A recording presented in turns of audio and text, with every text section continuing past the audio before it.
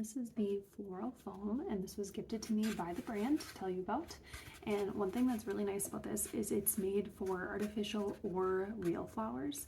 So we're gonna do real flowers today, and I'll show you a couple tips and tricks along the way. So first thing to do is to cut it to the size that you need it. So I'm gonna do that. I'm just gonna use a small mason jar and just cut a small wedge like this. Super satisfying to cut through. Okay, next thing is, if you don't know, the proper way is you want to let this float and soak the water up versus trying to push it down, because sometimes the water doesn't get completely absorbed if we force it. The other trick that I've learned along the way is you take your flower food and sprinkle that in the water first, and so that will hopefully extend the life of your flowers even more. So I'm just going to mix it up a little bit.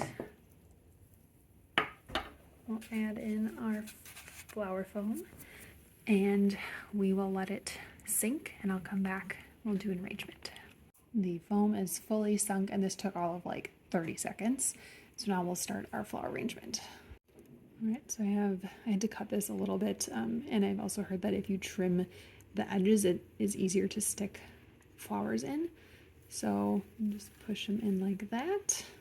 We'll keep going here, and I'll show you an updated progress. And here you have the finished product. Just add a ribbon on the bottom. I'm not an expert by any means, so this is probably not perfect, but I love that it keeps the flowers in place and it looks great.